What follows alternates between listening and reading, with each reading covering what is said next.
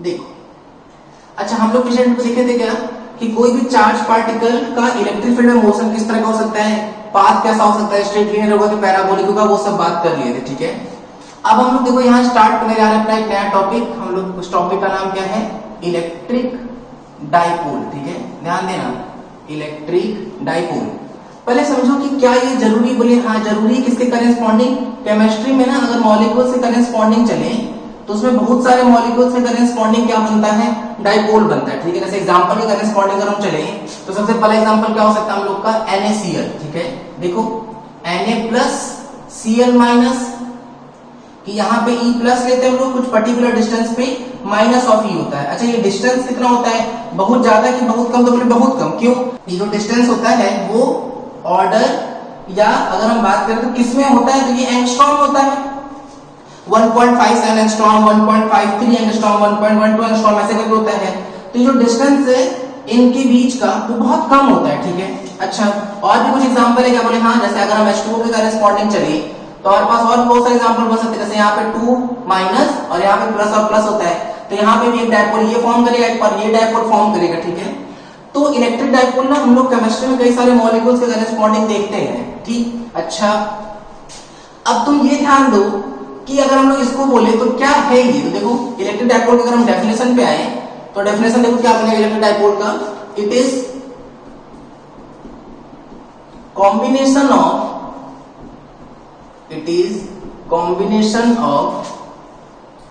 To charge system. ठीक है, having equal magnitude but opposite nature।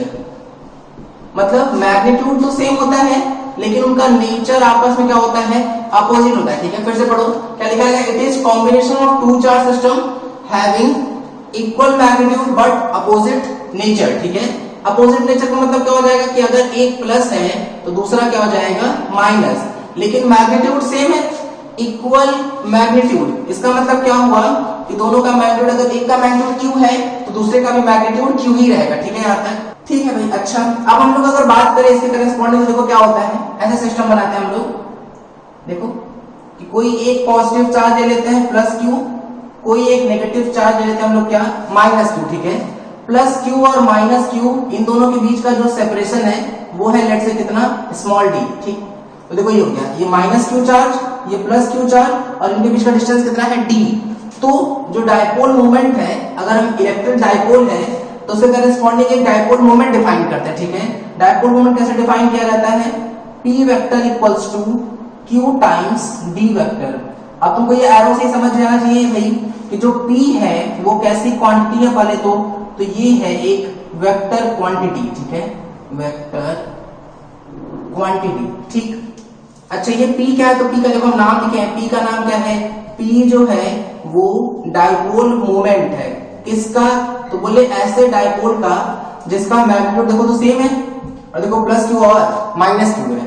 अच्छा ये D क्या है, देखो Q के बारे में पहले बात करते हैं, Q क्या है, Q है मैग्नीट्यूड ऑफ चार्ज। ठीक है यहाँ तक, अच्छा हम इस D की बात करें तो D क्या है, तो D जो है वो है डिस्टेंस बिटवीन बोथ चार्ज, दोनों चार्ज के बीच का क्या है, ये डिस्टेंस है। ठीक है, तो हम लोग क्या डिफाइन कर लिए, डाइपोल मोमेंट, एक ऐसे इलेक्ट्रिक डाइपोल का जिसका मैग्नीट्यूड, जो चार्ज का मैग्नीट्यूड है वो है Q और डिस्टेंस उनके बीच का D है। ठीक है, अच्छा भाई अगर ये वेक्टर क्वांटिटी है तो उसका डायरेक्शन भी होगा, तो चलो देखो हम डायरेक्शन की बात कर लेते हैं।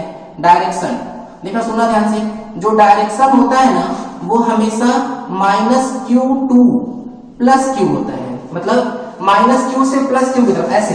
ठीक है, तो देखो ये हम लोग का क्या हो गया, ये हम लोग का D वेक्टर हो गया, बात समझ में आ रही है, तो ये इस तरीके से है। अच्छा कैसे याद रखेंगे हम, देखो ट्रिक क्या है, जैसे ट्रिक ही अजीब सी बनाई गई, जैसे समझ लो, सिंपल सी बात है। अच्छा मान लो अगर हम इलेक्ट्रिक फील्ड लाइन बनाते हैं तो प्लस से बाहर निकलता कि नहीं, और माइनस की तरफ आता है, तो देखो प्लस से निकलता माइनस की तरफ जाता कि नहीं, कौन, इलेक्ट्रिक फील्ड। तो इलेक्ट्रिक डायपोल जस्ट उल्टा कर लो, कहां से कहां, माइनस क्यू से प्लस क्यू, ठीक है, minus Q two plus Q. Clear हो रही है कहानी, तो ऐसे है। अच्छा चलो लगे हाथ यूनिट की बात कर लेते हैं। अगर हम डायपोल मोमेंट के यूनिट की बात करें, यूनिट देखो, चार्ज यूनिट क्या हो जाएगा, कूलॉम, और ये डिस्टेंस क्या हो जाएगा, मीटर। इसको तुम सेंटीमीटर ना पढ़ लो, उसके बीच में डैश लगा देगा, ठीक है, तो सी डैश मीटर, ठीक। अच्छा अब बात करते हैं किसकी, बताओ, अब बात हम लोग कर लेते हैं डायमेंशंस की, ठीक, डायमेंशन देखना सुनना ध्यान से भाई। चार्ज का डायमेंशन लिखो, क्यू इक्वल्स टू क्या होता है, आई टी, आई का ए, टाइम का टी, डिस्टेंस का क्या हो जाएगा ये, तो इसको हम आगे पीछे करके लिख लें तो क्या लिख सकते हैं, एल ए टी, ठीक है, लेफ्ट, या ए एल टी या टी एल, कुछ भी लिख सकते हैं। तो इस तरीके से हो गया। देखो हम तुमको बता दिया आपने किसके बारे में, इलेक्ट्रिक डायपोल के बारे में। फिर से समझो, इलेक्ट्रिक डायपोल क्या है, कॉम्बिनेशन है किसका, it is combination of two charge system का, दो चार्ज सिस्टम का कॉम्बिनेशन होगा। ऐसा कॉम्बिनेशन जिसमें equal magnitude but opposite nature के चार्ज हो, ठीक है, having equal magnitude but opposite nature of charge, ठीक। अच्छा और क्या बात की, तो मैं तुम्हें दिखाएं कि भाई डायरेक्शन कहां से क्या होगा, माइनस क्यू से प्लस क्यू, क्यों, क्योंकि इलेक्ट्रिक डायपोल मोमेंट एक ऐसी क्वांटिटी है, वेक्टर क्वांटिटी, ठीक है, जहां पे ये क्यू क्या है, तो क्यू मैग्नीट्यूड ऑफ चार्ज है, डी क्या है, डिस्टेंस बिटवीन बोथ चार्ज है, ठीक है। अच्छा फिर हम लोग को यहाँ बताया कि भाई पी जो है हम लिख रहे हैं वो डायपोल मोमेंट है। डायपोल मोमेंट कैसे डिफाइन करते हैं, प्रोडक्ट है, किसका प्रोडक्ट, चार्ज का डिस्टेंस के साथ प्रोडक्ट है, ठीक है। कैसी क्वांटिटी, वेक्टर क्वांटिटी, डायरेक्शन कहां से कहां, माइनस क्यू से प्लस क्यू। फिर हम लोग को क्या पता है, यूनिट और डायमेंशन। यूनिट के बारे में बात करें तो चार्ज का क्या हो जाएगा, कूलम, और डिस्टेंस का क्या हो जाएगा, मीटर, ठीक है। तो डिस्टेंस मतलब चार्ज हो जाएगा कूलम और फिर मीटर, तो कूलम मीटर, सेंटीमीटर ना पढ़ लीजिए, हमने उसको डैश लगा ली बीच में। डायमेंशन, चार्ज का क्या हो जाएगा 80 और डिस्टेंस का क्या हो जाएगा एल। बात समझ में आ रही है, तो हम लोग क्या पढ़ लिए, इलेक्ट्रिक डायपोल के बारे में देख रहे हैं, ठीक है। अच्छा तो मैं अगेन वो एक बात बताएंगे भाई कि जो डी होता है वो बहुत कम होता है, बहुत कम, क्योंकि डी एंगस्ट्रॉम वगैरह होता है, केमिस्ट्री का नाम लेके बराबर, क्योंकि भाई केमिस्ट्री के करेस्पॉन्डिंग चले तो देखो बॉन्ड लेंथ बहुत कम होता है कि नहीं, तो जनरली तुम ये देखोगे कि डी की वैल्यू कम होगी, ठीक है। अच्छा चलो एक नॉर्मल क्वेश्चन से स्टार्ट करते हैं, ध्यान देना सर। ऐसा तो सिर्फ बेसिक सा क्वेश्चन पूछे, फाइंड डायपोल मोमेंट, ठीक है, फाइंड डायपोल मोमेंट। अच्छा कुछ एक आध दो क्वेश्चन में यही चलता रहेगा, तो हम कुछ स्टैंडर्ड बना देते हैं। क्या स्टैंडर्ड हम लोगों का, देखो कुछ 2-4-5 क्वेश्चंस में ना यही चीज चलता रहेगा कि डायपोल मोमेंट ही पता लगाना है, तो हम डायरेक्शन के लिए डिफाइन कर रहे हैं। क्या डिफाइन कर रहे हैं कि इधर एक्स एक्सिस मान लेंगे और इधर वाई एक्सिस मान लेंगे। यहां तक बात क्लियर है क्या, तो चलो अब खेल चालू करते हैं, ठीक है।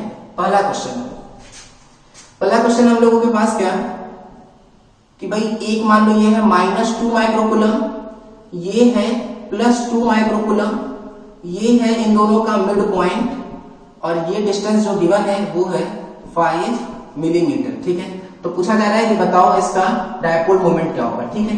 तो 1 मिनट के लिए वीडियो रोक लो और क्वेश्चन ट्राई कर लो। पहले ट्राई कर लिया क्या, देखो सुनो, ट्राई करने के बाद सुनना, बहुत सिंपल क्वेश्चन है भाई ये। तो कैसे करेंगे, बोले डायपोल मोमेंट का फॉर्मूला।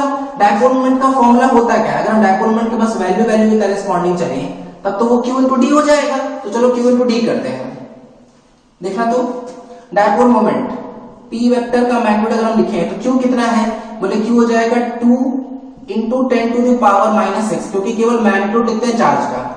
D डिस्टेंस है किसके, तो ये दोनों चार्जेस के बीच का डिस्टेंस है, तो माइनस से लेके प्लस ये पूरा डिस्टेंस, तो ये कितना है 5 मिलीमीटर, तो पूरा डिस्टेंस कितना हो जाएगा 10 मिलीमीटर, क्योंकि ये मिड पॉइंट था ये वाला।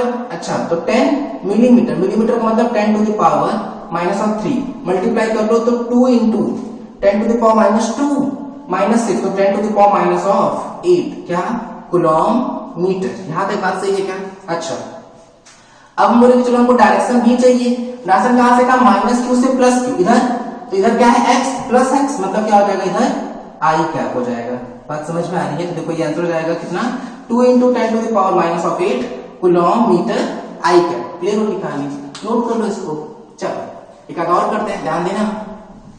जैसे मान लो तुमसे बोला जाए कि भाई हमारे पास कोई ऐसे रखा हुआ है, लेट्स से ये है -5 माइक्रोकूलम, ये है +5 माइक्रोकूलम, और ये जो डिस्टेंस है ये मिड पॉइंट है इसका यहां तक, तो ये मिड पॉइंट का जो डिस्टेंस है वो गिवन हम लोगों को कितना 10 मिलीमीटर। क्लियर हो रही कहानी। तो फिर पूछा जा रहा है क्या कि चलो डायपोल मोमेंट बताना है, ठीक है। सिमिलर क्वेश्चन टाइप का है एकदम, ये वर्टिकल लाइन है, ठीक। चलो फिर से 1 मिनट के लिए वीडियो रोको और क्वेश्चन ट्राई कर लो।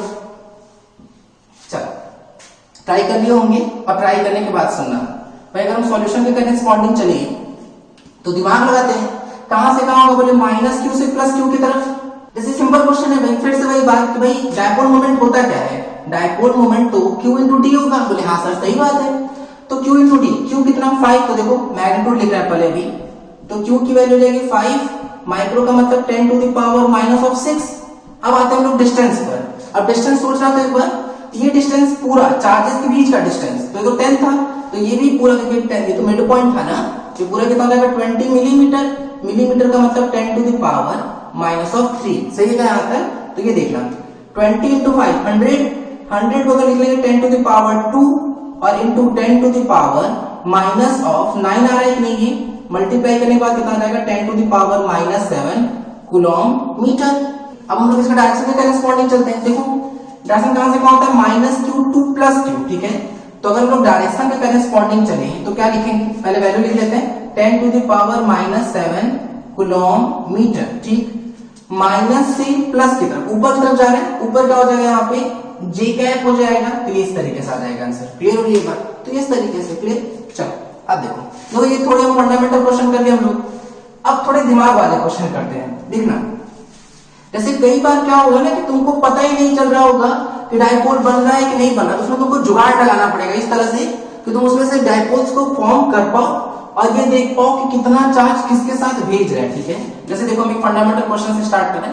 क्वेश्चन नंबर 3 देखना, देखो क्या बोल रहे हैं, यहां बोला जा रहा है कि एक इक्विलेटरल ट्रायंगल है, ठीक है। देखा एक इक्विलेटरल ट्रायंगल कुछ इस तरीके से है, ये क्या है, ये है एक equilateral triangle, equilateral triangle of side small D, ठीक। अच्छा स्मॉल डी साइड का ट्रायंगल है। अब यहां पे क्या बोला जा रहा है कि यहां पे +2q चार्ज है, यहां -q चार्ज है, यहां भी -q चार्ज है, यहां पे पॉइंट चार्जेस से प्लेस किया है, ठीक है। पूछा जा रहा है कि फाइंड डायपोल मोमेंट। अगर बहुत सही बोलना हुआ तो हम लोग इसको सिस्टम बोल देंगे, find dipole moment of system, ठीक है।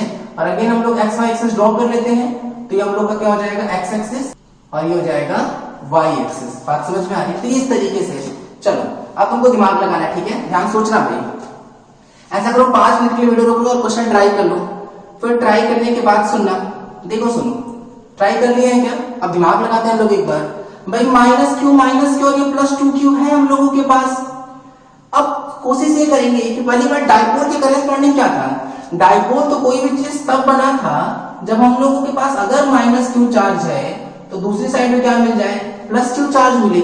लेकिन प्रॉब्लम ये था कि यहाँ तो -q है लेकिन यहाँ तो +2q है।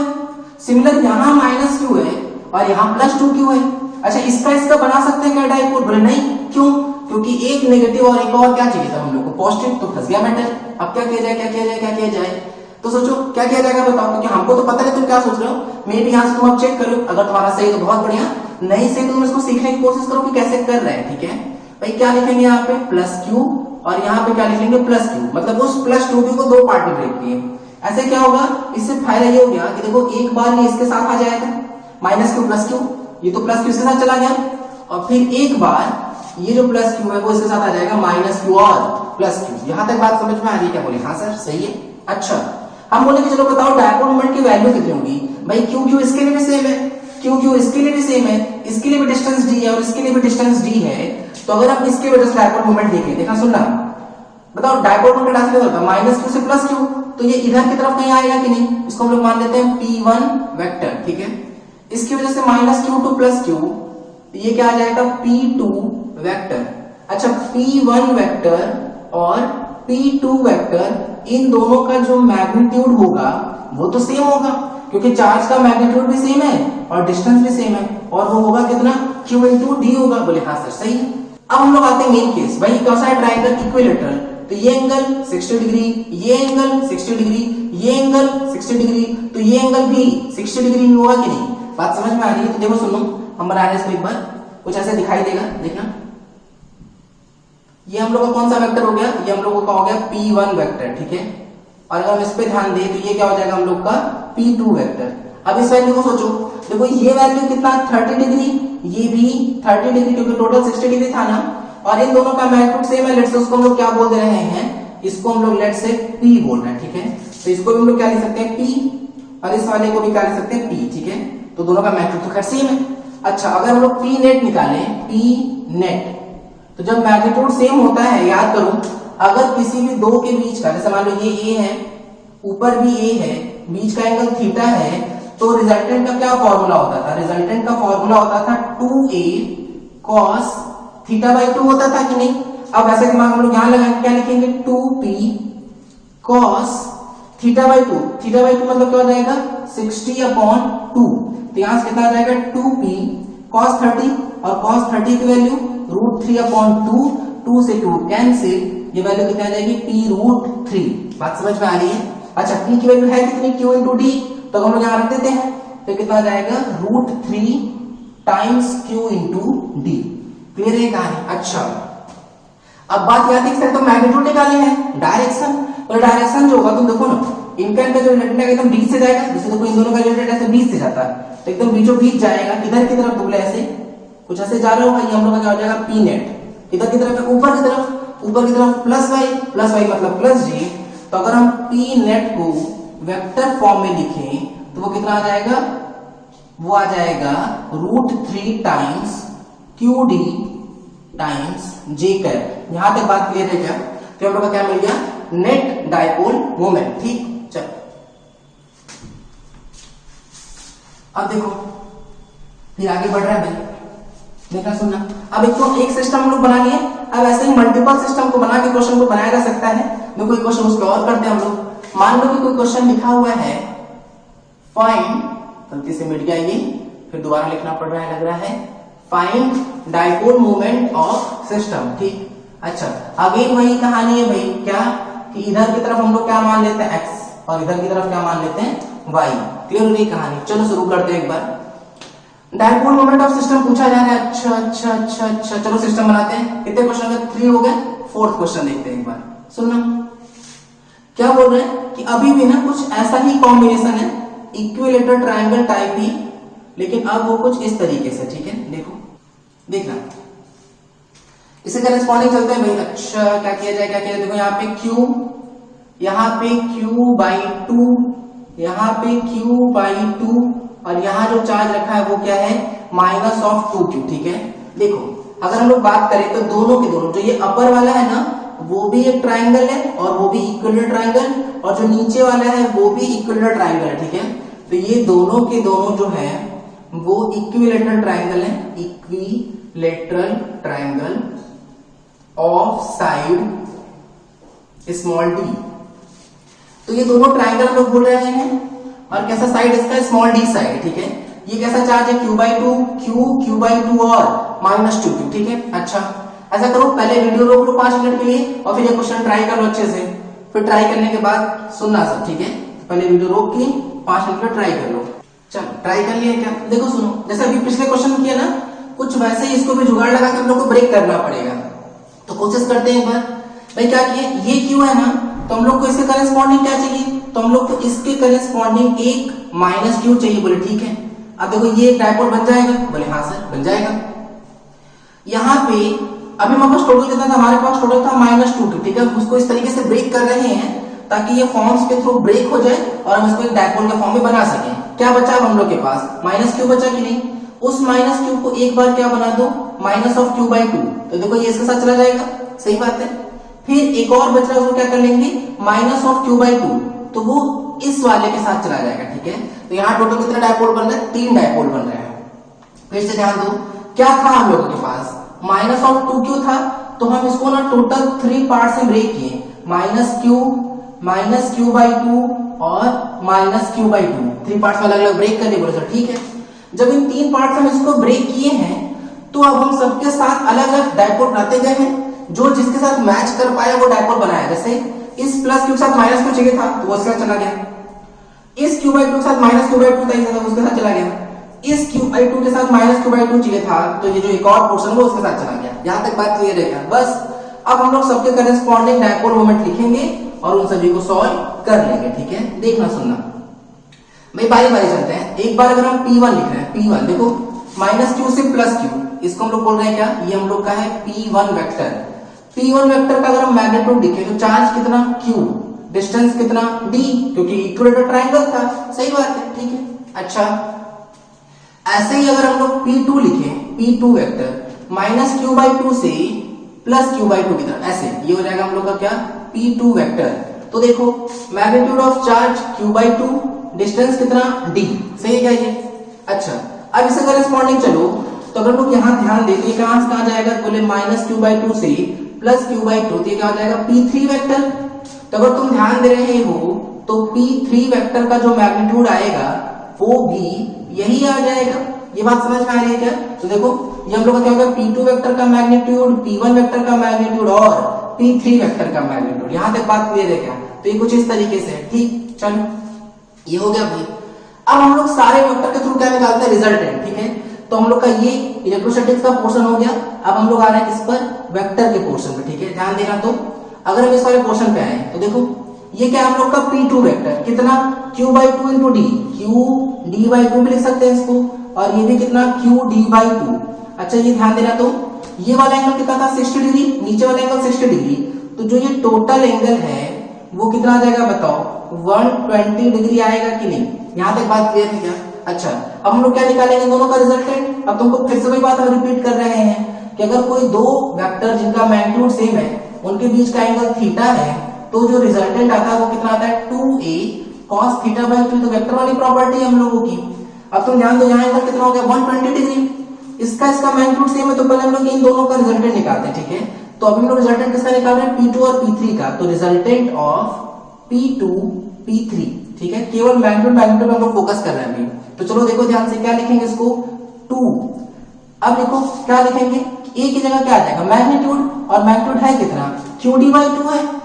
फिर एंगल क्या हो जाएगा cos, एंगल कितना आपके बीच में 120 अपॉन 2, कितना आ गया ये cos 60, और cos 60 की वैल्यू कितनी होती है, cos 60 की वैल्यू होती है 1/2। तो ये 2 से ये 2 कैंसिल, यहाँ ये वैल्यू कितनी आ गई, ये वैल्यू आ गई QD अपॉन 2, ठीक है। ये रिजल्टेंट किसका आ गया P2 और P3 का। तो रिजल्टेंट कहां से आएगा, बोले बीचों बीच से जाएगा, तो ये कुछ ऐसे जाना होगा कि नहीं, कौन, ये कितना हो जाएगा, ये हो जाएगा QD अपॉन 2। ये क्या आया है, ये अभी P2 P3 का रिजल्टेंट है। अभी तो P1 बचा ही है, P1 का है ये, P1 इसी डायरेक्शन में है, तो इधर हम लोग P1 को भी बना लेते हैं। तो भाई P1 का मैग्नीट्यूड है कितना, P1 का मैग्नीट्यूड है QD, ठीक। तो अगर हम P नेट लिखे तो P नेट क्या रहेगा, दोनों को ऐड करना पड़ेगा, कितना आ जाएगा 3QD अपॉन 2। यहां तक बात समझ में आ रही है क्या। तो हम लोग का क्या आ जाएगा P नेट, ठीक है, 3QD अपॉन 2। इधर की तरफ इधर की तरफ क्या है, बोले नेगेटिव x, नेगेटिव x का मतलब क्या हो जाएगा माइनस ऑफ i कैप। यहां तक बात समझ में आ रही है क्या। तो ये इस तरीके से क्लियर हो रही है कहानी, इसको नोट कर लो अच्छे से, ये एक अच्छा क्वेश्चन रहेगा भाई। तो हम क्या सिखाएं वो चीज रटो शीट में, कि कभी भी ऐसा कॉन्फ़िगरेशन बना रहेगा तो तुम अपना दिमाग लगाओ कि कौन सा चार्ज ब्रेक करने से हम लोग उसको डायपोल के फॉर्म में बना पाएंगे। जब वो डायपोल के फॉर्म में बनेगा, जैसे यहाँ 3 थे तो पहले दो को एक बनाए, और वो ऑलरेडी इसके डायरेक्शन में आ गया, तो फिर दोनों को ऐड कर लिए, तब हम लोग क्या मिल गया P नेट। बात समझ में आ गई। अच्छा इंपॉर्टेंट क्वेश्चन रहेगा ये, ठीक। अब इस पे अगर तुमसे ध्यान देना तो हम तुमको ये क्वेश्चन करा नहीं रहे हैं, बट हमको यहाँ कुछ क्वेश्चन बता दे रहे हैं कैसे और कौन से क्वेश्चन बन सकते हैं, उस पे फोकस कर लो, ठीक है। अपना घर पे होमवर्क के फॉर्म में इसको ट्राई कर लेना। देखो सुनो, जैसे मान लो तुमसे बोले ऐसे मान लो तुमसे बोले कोई एक स्क्वायर है, ऐसे स्क्वायर, यहाँ पे हम चार्ज देते मान लो लेट से 2Q बाई 2, और यहाँ पे कर लेते हैं Q बाई 2, और यहाँ कर लेते हैं Q, ठीक है। तो यहाँ पे ये सब नेगेटिव नेगेटिव नेगेटिव, ठीक। तो एक बात तुमसे पूछा जाएगा, चलो इस सिस्टम का डायपोल मोमेंट बताओ, तो ये क्या हो जाएगा square of side small d, ठीक है। अगर ट्राई करना चाहते हो तो इसको वीडियो रोक के 5 मिनट पहले ट्राई कर लो, हम तुमको फिर समझा देते हैं कैसे होगा। 5 मिनट पहले वीडियो रोक लो, ट्राई कर लो, कर लिया ट्राई। सुनना भाई, इसको अब इस प्लस वाले को ब्रेक कर लो, कैसे, बोले इस माइनस क्यू के लिए क्या चाहिए, प्लस क्यू चाहिए, दे दो प्लस क्यू। इस वाले के लिए चाहिए प्लस क्यू बाई 2, इस वाले के लिए चाहिए प्लस क्यू बाई 2। देखो अब ये सब 1 2 3 डायपोल बन जाएंगे कि नहीं, बस उसके साथ चल लेना। इसकी वजह से इधर, इसकी वजह से इधर, इसकी वजह से इधर बन जाएगा, और नेट निकाल लेंगे इस पर्टिकुलर पॉइंट के करस्पॉन्डिंग, ठीक है। तो हम लोग क्या मिल जाएगा, नेट मिल जाएगा। ऐसे बहुत सारे क्वेश्चन पूछे जा सकते हैं, ठीक है। तो बहुत ऐसा नहीं होगा कि बहुत टफ सा क्वेश्चन आएगा या कुछ बहुत अलग सा हो जाएगा। तुमको बस चार्ज को अच्छे से ब्रेक करने आना चाहिए। अगर चार्ज को अच्छे से ब्रेक करने आ रहा है तो इस तरह के क्वेश्चन बिल्कुल अच्छे से बन जाएंगे। ठीक है, चलो हेडिंग डाल लो, vector form of dipole moment. Heading basic type का यहाँ से क्वेश्चन बन सकता है, लेकिन हाँ ठीक है, ये कई बार पूछा जाता है बोर्ड में भी, तो इंपॉर्टेंट तो है। Vector form of dipole moment. ठीक है, देखना सुनना, हम लोग अब वेक्टर फॉर्म की बात करते हैं कि डाइपोल मोमेंट मान लो अगर हमको वेक्टर फॉर्म में कैलकुलेट करना होगा तो कैसे पता लगाएंगे। इसको हेडिंग लिख लो, vector form of dipole moment. ठीक, चलो देखो, पहले एक बेसिक सी बात हम लोगों को सिखा देते हैं। मान लो तुमसे बोले कि हमारे पास कोई पॉइंट है ए और कोई पॉइंट है बी। ठीक है, इसको तुम ऐसे मिला दिए, ये इसको ऐसे मिला दिए, ये इसको हम लोग ऐसे मिला दिए। ठीक, तो ये मान लो हम लोग का क्या हो जाएगा, R1 वेक्टर, ये हो जाएगा R2 वेक्टर, और ये हो गया हम लोग का AB वेक्टर। ठीक है, तो तुम इसको चाहे R1 वेक्टर बोलो चाहे OA वेक्टर बोलो, एक ही बात है, जहां O ओरिजिन है। ठीक है, ये x y को x मान लेते हैं इसको, तो R1 वेक्टर बोले चाहे A का पोजीशन वेक्टर बोले, एक ही चीज है। ऐसे सिमिलर तरीके से चाहे हम R2 वेक्टर बोले चाहे OB वेक्टर बोले, एक ही बात है। ठीक है, क्योंकि ये B का पोजीशन वेक्टर होगा। अच्छा, अब तुमने यहाँ पे ट्रायंगल लॉ लगाओ। अगर हम वेक्टर का ट्रायंगल लॉ लगाए तो क्या बोलते हैं कि भाई पहला वेक्टर प्लस दूसरा वेक्टर इक्वल हम लोगों को फाइनल वेक्टर क्या मिल जाएगा, R2 वेक्टर। तो बताओ यहां से AB वेक्टर क्या मिला, R2 vector minus of R1 vector मिल गया कि नहीं। बोले हाँ सर सही बात है, तो देखो हम लोगों को क्या मिल गया, ये AB वेक्टर मिला। क्लियर हो रही है कहानी। ठीक, अच्छा, अब हम लोगों को जब ये AB वेक्टर मिल गया है तो अब ध्यान देना किस पर, वेक्टर फॉर्म वाले का हम लोग आते हैं। अब ना सुनना, एकदम वैसे इस तरीके से इसको प्रूव कराते हैं। ये हम तुमको बेसिक बात सिखा देंगे इसकी, वेक्टर्स की। ठीक, चलो देखो, मान लो तुमसे बोलेंगे कि भाई हमारे पास दो पॉजिटिव नेगेटिव चार्ज है, क्योंकि हमारे पास चाहिए कि भाई डाइपोल तभी बन सकता है जब एक पॉजिटिव चार्ज और दूसरा क्या हो, नेगेटिव चार्ज हो। तो देखना ये कुछ इस तरीके से है, यहां मान लो हम लोग का -q चार्ज रखा हुआ है, यहां मान लेते हैं हम लोगों का +q चार्ज रखा हुआ है। ठीक है, ये कौन सा वेक्टर हो गया, तो बोले ये पहला पोजीशन वेक्टर बता रहा है, तो इसको हम लोग क्या मान लेते हैं, R1 वेक्टर। ठीक, ये दूसरा वेक्टर है तो इसको हम लोग मान लेते हैं क्या, R2 वेक्टर। अब ध्यान दो तुम, जो डाइपोल मोमेंट होता है वो कहां से कहां होगा, -q से +q की तरफ होगा कि नहीं, -q to +q। तो हम लोग इसको कुछ मान लेते हैं, लेट्स से D वेक्टर। ठीक है, ध्यान देना, हम बोले चलो यहाँ ट्रायंगल लॉ लगाओ, तो क्या लिखोगे, R1 vector plus D vector equal R2 vector हुआ कि नहीं। तो बताओ यहां से D वेक्टर हुआ क्या, D वेक्टर हो गया R2 vector minus R1 vector हुआ कि नहीं। क्लियर हो रही है बात। अच्छा, हम बोले चलो इस सिस्टम का डाइपोल मोमेंट बताओ, तो तुम क्या लिखोगे, डाइपोल मोमेंट होगा क्या, Q टाइम्स D वेक्टर होता है कि नहीं, QD वेक्टर, और D वेक्टर है कितना, R2 vector minus R1 vector. तो हम इसको क्या लिख सकते हैं, Q times R2 vector minus R1 vector. Clear हो रही है बात। अच्छा, अब मेन चीज ये ना, इसको ऐसे मत याद रखो, थोड़ा और डिटेल में याद रखते हैं। देखो कैसे लिखेंगे, P vector equals to Q, तो तुम पहचान ही जाओगे क्योंकि मैग्नीट्यूड ऑफ चार्ज होगा। अब इस R2 R1 को पहचानो, ये R2 क्या है, किसका पोजीशन वेक्टर है, +q का कि -q का। तो ये R2 जो है वो पोजीशन वेक्टर है +q का, पोजीशन वेक्टर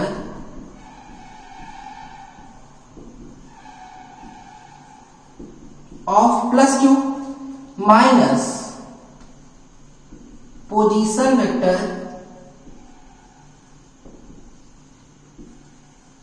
ऑफ -q। बात समझ में आ रही है। तो ज्यादा इंपॉर्टेंट जो फॉर्मूला हुआ ना वो ये हो जाएगा कि पोजीशन वेक्टर ऑफ +q में से position vector of -q minus कर देंगे, सब्ट्रैक्ट कर देंगे और मल्टीप्लाई किससे कर लेंगे, q से। तो हम लोग को क्या मिल जाएगा, डाइपोल मोमेंट। ठीक है, तो ये क्या होगा, ये हो गया vector form of dipole moment. Clear हो रही है बात। नोट कर लो इसको अच्छे से कि यहाँ पे ये R2 क्या है, याद रखना, R2 जो +q का पोजीशन वेक्टर है, और ये R1 क्या है, तो वो -q का पोजीशन वेक्टर है। कौन सी चीजें कैसे थे तुमको हम पुराना वेक्टर का फॉर्म यहाँ समझाए हुए हैं। ठीक है, तो ये पुरानी चीज है, ये यहाँ की चीज है। ठीक है, चलो अब इस पर बेस्ड क्वेश्चन करते हैं, ध्यान से देख रहा।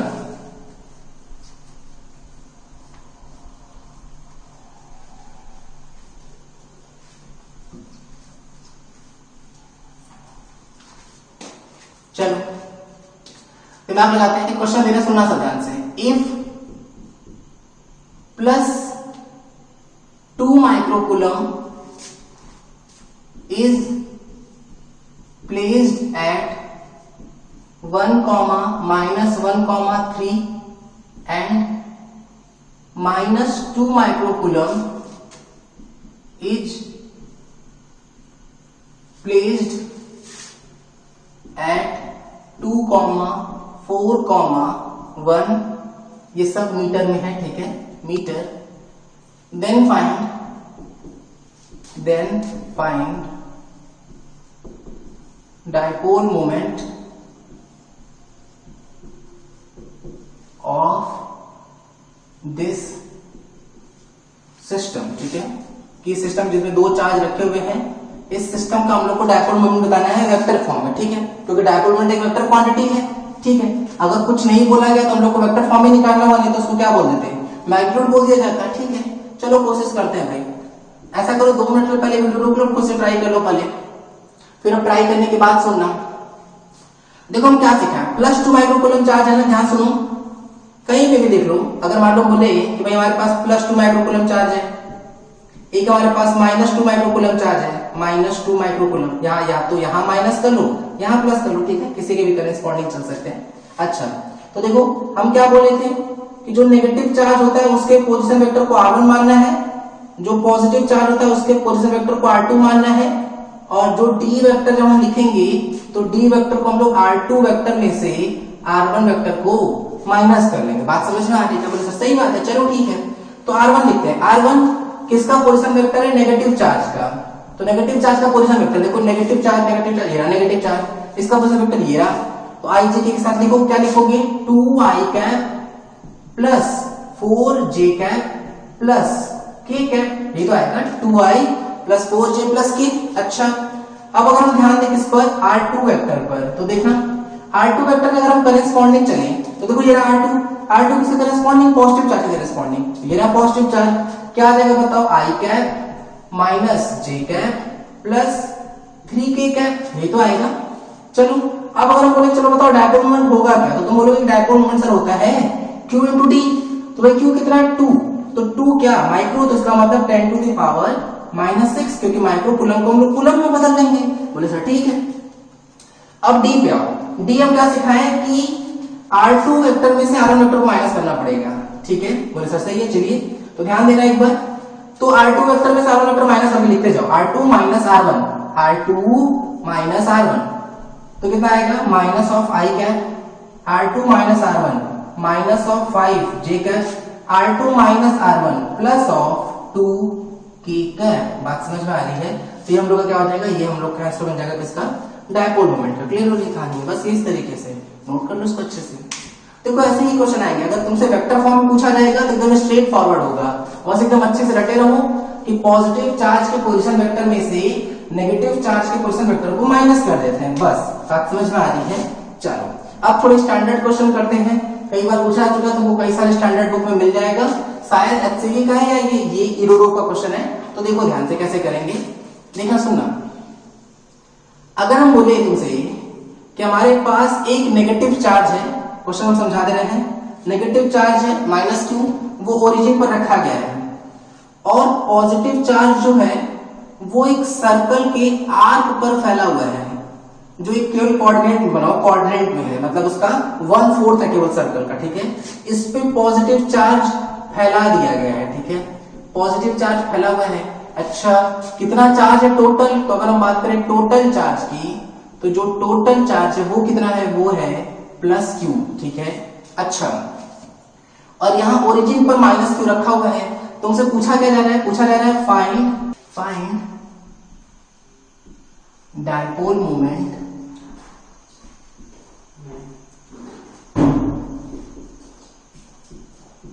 ऑफ द सिस्टम, ठीक है। देखो क्वेश्चन क्या पूछ रहे हैं, यहाँ बोला जा रहा है कि हम लोग को डायपोल मोमेंट बताना है, find dipole moment of the system. अच्छा क्वेश्चन है भाई, ठीक है। ऐसा करो कि 5-10 मिनट के लिए क्वेश्चन वीडियो रोक लो अच्छे से, आप पहले खुद ढंग से ट्राई कर लो, ये बनना नहीं बनना बहुत इमोशनल होता है, जैसे हम तुमसे हर बार ये बात वीडियो में बोलते हैं, तो तुम्हें ख्याल रखना, जैसे जरूरी नहीं होता है कि तुमसे वो क्वेश्चन बन ही जाए, हो सकता है वो क्वेश्चन बने नहीं बने, बहुत अलग एस्पेक्ट है। हम कभी भी इस बात पे जोर नहीं देते हैं कि तुमसे वो क्वेश्चन बनना ही बनना चाहिए, तुम बस ट्राई करते रहो, बनना नहीं बनना वो तो अलग एस्पेक्ट होता है, बस तुम ट्राई करते रहोगे ना तो एक पर्टिकुलर टाइम के बाद एक फिक्स क्राइटेरिया होता है, मतलब सब बच्चे का अपना अपना क्राइटेरिया है। किसी बच्चे को 2 महीने बाद 3 महीने बाद वो क्लिक करना शुरू कर जाता है, किसी को 6 महीने बाद, किसी को 1 साल बाद, तो उससे कोई फर्क नहीं पड़ता है। तुम हर क्वेश्चन में जब हम बोल रहे हैं कि नहीं वीडियो रोक के ट्राई करो, तो तुम गलत से ही गलत से उसमें पेन चलाओ, पीछे जाओ, क्वेश्चन को दिमाग लगाओ, क्योंकि अगर तुम क्लास में होते तब तो तुमसे टीचर यही करवा रहे होते कि रुको बार बार वीडियो क्वेश्चन ट्राई करो, क्वेश्चन ट्राई करो, क्वेश्चन ट्राई करो कर रहे हो। तो तुम अभी घर को इस बार फिजिबिलिटी मत दो कि नहीं ठीक है लगातार वीडियो देखे जा रहे हैं, सिर्फ नोट्स बना रहे हैं, ऐसे सिर्फ नोट्स बनाने से बेकार हो जाएगा ना।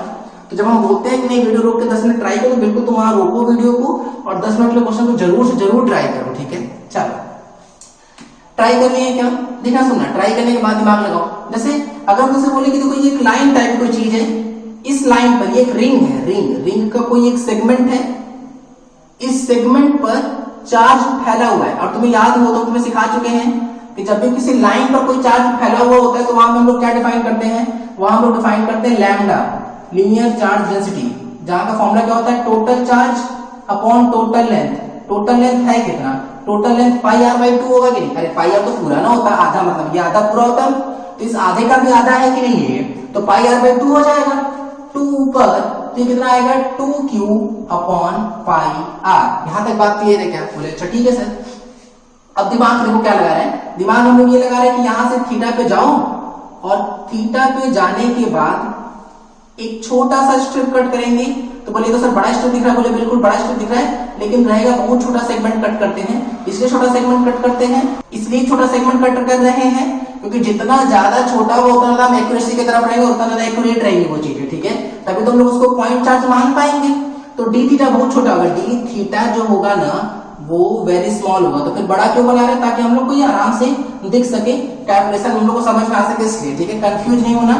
डी थीटा जो होता है बहुत छोटा होगा, क्योंकि जितना ज्यादा छोटा होगा, क्योंकि डायपोल मोमेंट का जो हमारे पास फॉर्मूला है वो पॉइंट चार्ज के लिए, डिस्ट्रीब्यूटेड चार्ज के लिए नहीं है।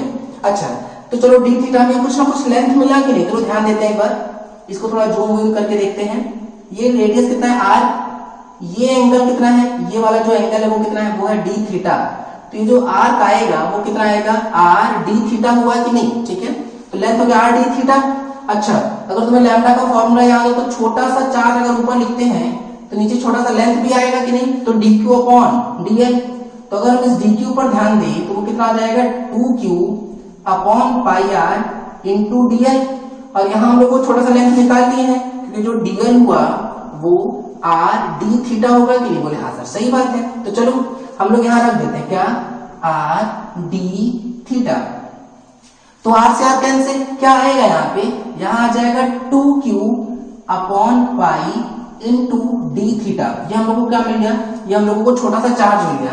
क्यों कर रहे हैं ऐसा, क्योंकि तुम्हारा पिछला क्वेश्चन याद करो, हम चार्ज को ब्रेक कर देते कि नहीं, तो देखो अब हम लोग ऐसा ही कुछ करेंगे, हमको यहाँ पे छोटा सा चार्ज डी क्यू मिलेगा कि नहीं, तो इस छोटे से चार्ज डी क्यू के करेस्पॉन्डिंग यहाँ छोटा सा माइनस डी क्यू मिल सकता है कि नहीं, तो ये माइनस डी क्यू ये प्लस डी क्यू मिलकर एक डाइपोल बनाएंगे कि नहीं, जिसका डाइपोल मोमेंट होगा छोटा सा, मतलब उसको हम डीपी बोलेंगे, उसका डायरेक्शन कहां से होगा, माइनस डी क्यू से प्लस डी क्यू की तरफ, मतलब ऐसे होगा इधर की तरफ, ठीक है। अच्छा अब देखो हम लोग उसी पर फोकस कर रहे हैं ना, देखना सुनना ध्यान से, हम लोग को छोटा सा चार्ज मिल चुका है, तो अब हम लोग छोटा सा डाइपोल मोमेंट लिखेंगे। अब हम पूरे की बात नहीं कर रहे हैं, केवल उस सेगमेंट की बात करेंगे, छोटा सा चार्ज माइनस डी क्यू, छोटा सा positive charge plus D Q, कितना एंगल, बोले थीटा एंगल, बात सही है क्या। अच्छा इस प्लस डी क्यू की वजह से, इस प्लस डी क्यू की वजह से इधर की तरफ एक छोटा सा डाइपोल मोमेंट डीपी आएगा कि नहीं, और ये वाला एंगल कितना बन रहा होगा, डी थीटा।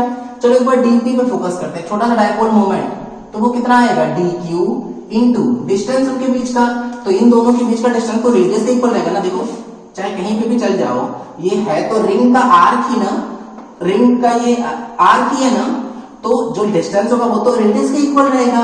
अच्छा अब अगर तुम ध्यान करो तो दो कंपोनेंट होंगे इसके, डीपी एक्स, एक्स कंपोनेंट क्या आएगा, डीपी कॉस थीटा, और ऐसे ही क्या आएगा हम लोग के पास डीपी वाई, और वो कितना होगा, वो हो जाएगा डीपी साइन थीटा। यहां तक बात समझ में आ रही है, तो डीपी एक्स क्या हो जाएगा, डीपी कॉस थीटा, और डीपी वाई क्या आ जाएगा, डीपी साइन थीटा। यहां तक क्लियर है, बोले सर ठीक है। चलो अब हम लोग थोड़ा दिमाग लगाते हैं, ठीक है, एक बार डी क्यू लोग लिख लेते हैं। भाई डी क्यू आया कितना था, डी क्यू जो आया था 2q अपॉन पाई डी थीटा। यहां तक बात समझ में आ रही क्या, कि हम लोग क्या मिल जाएगा, छोटा सा चार्ज मिल जाएगा। अच्छा, तो हम लोग ये वैल्यू यहां रख देते, देखो क्या मिला, ये मिल जाएगा 2q upon pi R D theta, ये मिल गया हम लोग को, छोटा सा डायपोल मोमेंट बोले सर, सही बात है। अच्छा, तो अब ना बारी बारी चलते हैं, ठीक है, तो अभी डी पी वाई को छोड़ देते हैं, पहले हम लोग एक बार डीपीएक्स कैलकुलेट करें, तो फिर क्या कैलकुलेट करेंगे, डीपी वाई। चलो दिमाग लगाते हैं, डीपीएक्स, डीपी की वैल्यू क्या आ जाएगा, 2q r upon pi cos theta D theta हुआ, इंटीग्रेट कर लेते हैं।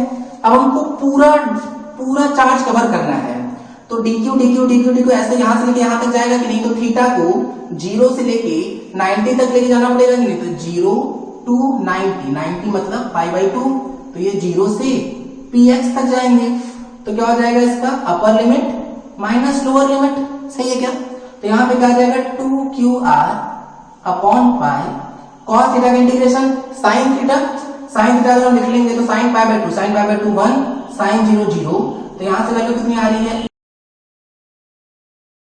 2qr अपॉन पाई आ गया, क्या बोले, हाँ सर सही बात है। तो ये किसकी वैल्यू आ गई, ये आ गई हम लोग के पास px की वैल्यू। चलो हम सिमिलर ध्यान देते हैं किस पर, dpy पर, तो चलो dpy तो हम लोग यहाँ रखें, तो देखना फिर वहीं पर अगर हम dp को रख लें, तो देखो जो कांस्टेंट टर्म है वो बाहर भगा देंगे, जैसे हम लोग x में बाहर भगा दिए थे, 2qr अपॉन पाई बाहर, अंदर क्या बच जाएगा साइन थीटा डी थीटा, यहां तक क्लियर है बात। अच्छा, फिर इसको इंटीग्रेट कर लेंगे, तो 0 से py तक और ये 0 से π/2 तक, यहां तक क्लियर है कहानी। चलो ध्यान दो, ये क्या आ जाएगा 2qr अपॉन पाई, साइन का इंटीग्रेशन माइनस कॉस, तो माइनस को बाहर भगा दो, कॉस π/2 कितना 0, कॉस 0 1, माइनस माइनस का मल्टीप्लाई प्लस, तो कितना आ जाएगा 2qr अपॉन पाई। देखो ये किसकी वैल्यू आ गई, ये वैल्यू आ गई हम लोग को किसकी, py की, और ये किसकी वैल्यू थी, px की। अगर तुम सही से ध्यान दो, देखो दोनों का मैग्नीट्यूड जा रहा है वो सेम आ रहा है, तो अगर हम लोग लिखें इसको, देखना px और py, देखना तो px py, चलो py पे ध्यान देते हैं, py देखो कितना आ रहा है, py आ रहा है 2qr अपॉन पाई, px कितना आ रहा है, px आ गया 2qr अपॉन पाई, ठीक है, तो दोनों का मैग्नीट्यूड सेम है, एंगल 90 डिग्री, क्योंकि एक y के लॉन्ग है और एक x के लॉन्ग है, तो अगर हम लोग इन दोनों का रिजल्टेंट निकालें तो बीचों बीच से जाएगा कि नहीं, और वो होगा कितना, बोले p net equals to 2p cos theta by 2, तो 2 2 जा 4 qr upon pi cos theta by 2 मतलब cos 90 बाई 2, cos 45 की वैल्यू 1/√2, तो कितना आ जाएगा 2√2 qr अपॉन पाई, तो ये वैल्यू आ गई। या अगर हमको इसको वेक्टर फॉर्म में लिखना है, तो देखो वेक्टर फॉर्म में कैसे लिखेंगे, देखो p net vector equals to pxi cap plus pyj cap, तो देखो px और py का मैग्नीट्यूड तो सेम है, तो 2qr अपॉन पाई कॉमन, अंदर क्या बच जाएगा i cap plus j cap, ठीक है, तो ये क्या मिल गया हम लोगों को, p नेट मिल गया। यहां तक बात समझ में आ रही, तो ये इस तरीके से, ठीक है। देखो हम आज तुमको डायपोल मोमेंट क्या सिखाए, आज हम लोग इलेक्ट्रिक डायपोल जाने क्या होता है, कि केमिस्ट्री के करेस्पॉन्डिंग वो इंपॉर्टेंट होता है, फिर हम तुमको ये सिखाए कि डायपोल मोमेंट कैसे फाइंड करते हैं, तो हम क्या सिखाए कि भाई जो डायपोल मोमेंट होता है उसका फॉर्मूला क्या होता है, q इंटू डी होता है, और फिर हम क्या सिखाए कि भाई वेक्टर क्वांटिटी है तो डायरेक्शन याद रखने का हम ट्रिक भी सिखाए, क्या सिखाए कि इलेक्ट्रिक फील्ड में हम लोग प्लस q से माइनस q जाते हैं, लेकिन यहाँ उल्टा है, यहाँ माइनस q से कहां जाते हैं, प्लस q जाते हैं, ये सब हम लोग सीखे। फिर हम लोग इलेक्ट्रिक डायपोल में कुछ बेसिक सा क्वेश्चन किए, फिर हम लोग एक इंपॉर्टेंट टॉपिक पढ़े, क्या टॉपिक था कि electric dipole moment vector form में कैसे लिखते हैं, ठीक है, फिर हम लोग ये इंपॉर्टेंट एक क्वेश्चन किए, ठीक। तो आज के हम लोग यहीं तक करते हैं, बाकी हम लोग नेक्स्ट वीडियो में पढ़ेंगे, ठीक है, थैंक यू। वीडियो पसंद आया तो इस वीडियो को लाइक करें, हमारे चैनल फिजिक्स बिहाइंड एवरीथिंग को सब्सक्राइब करें और इस चैनल को सभी के साथ शेयर करें।